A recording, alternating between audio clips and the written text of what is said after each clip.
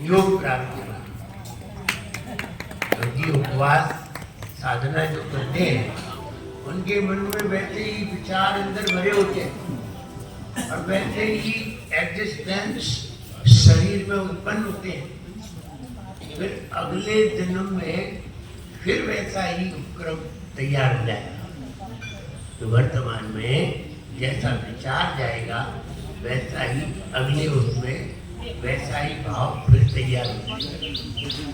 फिर मन में ये भाव आएगा कि हमें व्रत करना है, हमें उपवास करना है, हमें साधना करना है,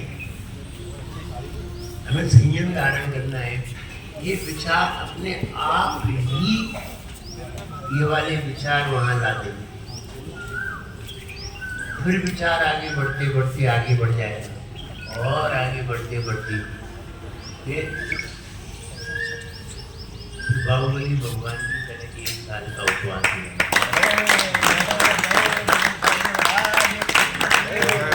आदिनाथ भगवान की तरह 1 साल के व्रत करने लगे। ये धीरे धीरे शक्ति बढ़ती है, एकदम नहीं बढ़ती।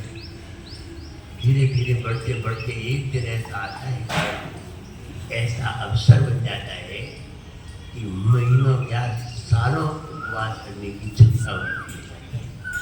व्यक्ति में 1 साल तक उपवास करने की क्षमता होती है। लेकिन वो कब होती है? जब वज्र वृषभ नारद संगठन प्राप्त हो तीर्थंकरों जैसा, तो उन्हें 1 साल तक निराहार रहने की क्षमता उत्पन्न होती है, शक्ति होती है। ये बात अलग है कि वो 1 साल तक आहार करें या न करें, करें रोज करें, 2 दिन में करें, 3 दिन में करें, और नहीं करें तो 1 साल तक नहीं करें। लेकिन 1 साल तक उन्हें कोई फर्क नहीं पड़ता। वहाँ ऐसी शक्ति प्राप्त होती है।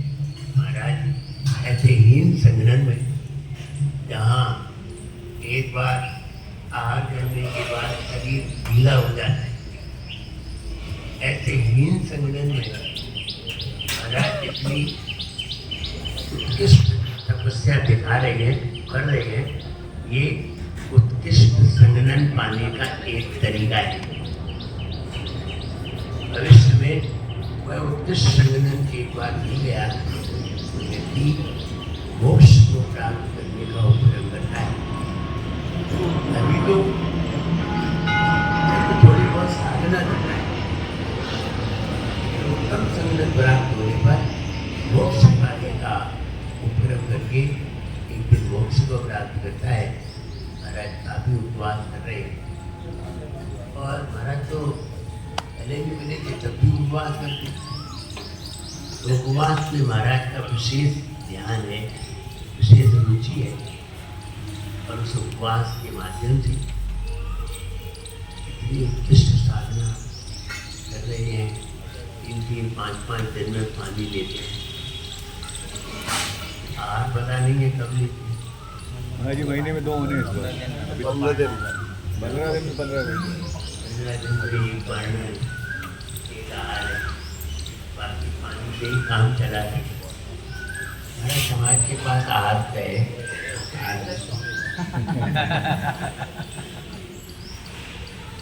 ऐसे नहीं है लोगों के पास आहार है दिया। ये तो जहाँ चौका नहीं लगे वहाँ करना होगा।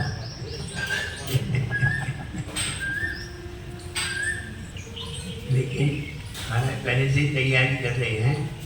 अगर कहीं किसी नगर में चौका नहीं लगे तो महाराज को कोई टेंशन नहीं है, मत लगाओ। हम तो बिना हार के भी रह सकते हैं। ऐसी साधना एक विचित्र साधना है। ऐसे उपवास को देख करके भी वो कहते हैं ना,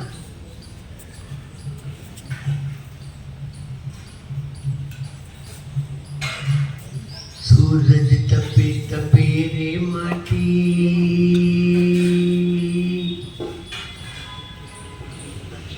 दीपक जले जले रे बाती। सूरज तपे तपे रे माटी, तुझको तपना होगा, मोह तजना होगा। मन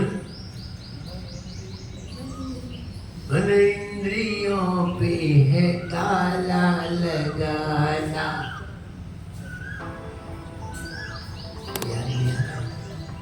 यह भजन तप के ऊपर है। ऐसे तप को देख करके उसमें क्या कहना है, तप को देख करके अच्छे अच्छे लोग कांप जाते हैं।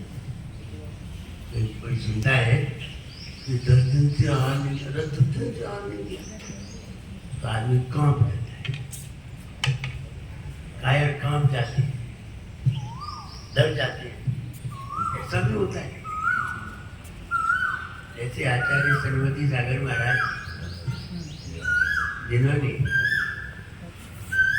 30 से 35 साल की उम्र से अन्न का त्याग किया और लगभग 35 साल तक उन्होंने अन्न ग्रहण ही नहीं किया, केला ही ग्रहण करते थे, केला और छाछ। तो किन्हीं डॉक्टरों ने ये कहा कि केला और छाछ साथ में नहीं लेना चाहिए, कोढ़ हो जाता है। समाधि के स्तर पर पहुंचेंगे और वहां कहीं 10 दिन तक आहार नहीं हो, तुम्हारा तो कोई टेंशन नहीं है, बोले नहीं होना, नहीं होना, तुम्हारा तो संक्लिष्टता नहीं होगी।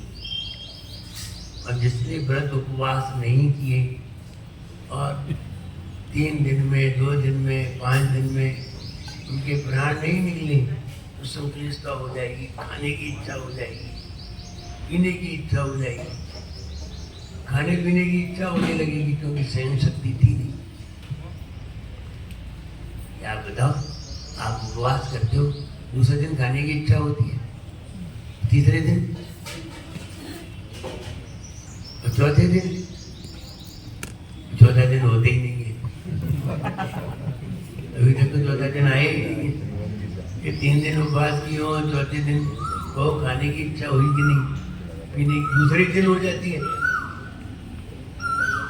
तो आप समझिए, अगर खाने की इच्छा हो जाएगी साधु में, तो समाधि कैसे होगी?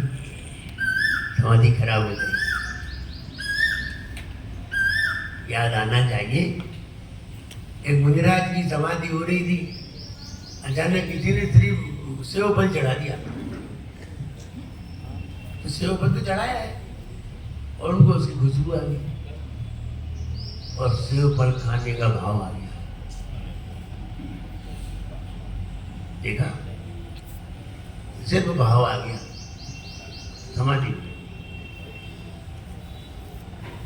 तो विचार ही आया है, खुशबू से आ गया। इसलिए जो लोग पहले साधना कर लेते हैं, उपवास कर लेते हैं, हम लोग इसीलिए उपवास करते हैं। ये व्रत तो ये तो श्रावक लोग करते हैं, हम लोग तो उपवास करते हैं इसलिए कि जब कहीं संलेखना हमने ले ली और चारों प्रकार के आहार का त्याग कर दिया और 3 दिन तक प्राण नहीं निकले, तो क्या करेंगे? तो क्या भी नियम लेंगे खाने का? तो खाते बनेगा नहीं, पीते बनेगा नहीं, क्योंकि मृत्यु के पहले ये है ना, ये बिल्टी ऊपर नीचे होना बंद हो जाती है, तो पानी कैसे जाएगा? लेवेगा है नहीं और साधना की नहीं और लिया है नहीं, तो अब खोपड़ी खराब हो जाएगी, खाने के भाव में संक्लिष्टता हो जाएगी, मरण बिगड़ जाएगा। इसलिए साधना इसीलिए करते हैं कि संलेखना के समय हमारे जीवन में कोई संक्लिष्टता ना आए और हम सहन शक्ति सहन करते हुए समाधि से बचते। उपवास करने का मतलब यही होता है और कुछ नहीं होता। इसलिए करना चाहिए, अभ्यास करना चाहिए। अब एक 2 दिन की तो हम लोगों ने कर लिए। हमारे पीटी सागर महाराज 3 दिन उपवास करते हैं, गर्मी होता है, सर्दी। अभी रास्ता में फंस गए विदिशा में, सागर में, महावीर जयंती के दिन उपवास कर दिया। त्रयोदशी, चतुर्दशी, पूर्णमासी, 3 दिन उपवास की। गर्मी के दिन। इसलिए 3 दिन उपास करने का अभ्यास कर लिया। आचार्य शांति सागर महाराज थे, उन्होंने संलेखना ले ली थी। 36 दिन तक उनको ऐसे ही चलना, प्राण निकले नहीं, समाधि हुई नहीं और आहार का त्याग कर दिया। अब क्या करें? तब फिर 5 दिन में पानी लेना पड़ा और 3 दिन में 5 दिन में जैसी संकलितता होती पानी ले लीजिए। 36 दिन बाद समाधि हुई। इतना अभ्यास था नहीं 36 दिन का। संलेखना की कोई बात नहीं, रिकॉर्ड नहीं बनानी है। रिकॉर्ड बनाते हैं फिर रिकॉर्ड क्लियर लाना पड़ता है। रिकॉर्ड तो बनानी ही नहीं है, पर कोई दूसरा रिकॉर्ड छोड़ता है। क्लियर लाना पड़ता है, फिर चलाना पड़ता है। ये रिकॉर्ड तो बनानी ही नहीं है, साधना नहीं है। तो बढ़िया साधना महाराज की चल रही है। मैं चलो महाराज के पास हुआ है, भगवान के पास भी हुआ है और महाराज को भी देख आएंगे। महाराज साधना कर रहे हैं, तपस्वी साधुओं की दर्शन से बड़ा आनंद आता है। उनको हार देने से हमारे अंदर शक्ति बढ़ती है, सेवा करने से हमारे अंदर शक्ति बढ़ती है और उनको बहुत सारी विद्याएं अपने आप सिद्ध हो जाती। जितनी भी रिद्धियां हैं वे सब तपस्या से सिद्ध होती है। कोई भी रिद्धि ऐसी नहीं है जो बिना उपवास के सिद्ध होती। इसलिए उपवास तो करने पड़ेगा, सब लोगों को करने पड़ेगी अगर सिद्धि करनी हो। चाहे ज्ञान की सिद्धि हो, चाहे कोई सी सिद्धि हो, रिद्धि हो या सिद्धि हो, उपवास करनी। इसलिए तुम्हारा अच्छी साधना है, हम सब करना चाहिए। ना कुछ लेकर के आए, ना कुछ लेकर के जाएंगे।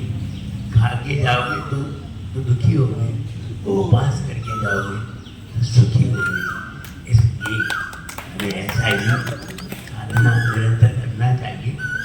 प्रत्येक व्यक्ति को 1 महीने में 2 उपवास जरूर करना चाहिए। वैसे तो 4 आए हैं, 1 महीने में 2 उपवास करोगे तो स्वस्थ रहोगे, वरना डॉक्टर की बात ही खड़े रहोगे, कोई दवाई खाते रहोगे। और 1 उपवास कर लोगे तो स्वस्थ होगा। उपवास स्वस्थ होने का तरीका है। इसलिए मेरे पिताजी थे, वो उपवास बहुत करते थे। 1 उपवास 1 आहार, 1 उपवास 1 आहार, वो बहुत करते। हम कहते थे उपवास करने में परेशानी नहीं होती। अरे बोले आनंद आता है उपवास, खाने में आनंद थोड़ी आता है, उपवास करने में वो स्वस्थ रहते थे। इसलिए स्वस्थ रहना है तो उपवास करना जरूर सीखो। अष्टमी चतुर्दशी को उपवास किया करो। उपवास न बने एकादन किया करो, एकादन न बने उपवास किया करो, उपवास न बने तो पानी लिया करो, पानी न बने तो फल लिया करो, फल से भी न बने तो एकादन किया करो। अरे एकादन भी न बने तो खाओ, फिर काहे व्रत उपवास। एकादन नहीं बन रहा है तो क्या बनेगा? बड़े-बड़े बना रहे हैं। हाँ, ये जितने भी हॉस्पिटल में जाते हैं खा के ही जाते हैं। उपवास करने वाले हॉस्पिटल नहीं जाते, इतना ज्यादा खाते हैं उतना ही ज्यादा हॉस्पिटल है। इसलिए हमें व्रत उपवास करना चाहिए और साधना करनी चाहिए जिससे हमारा जीवन अच्छा हो। जय बोलिए महावीर भगवान की जय।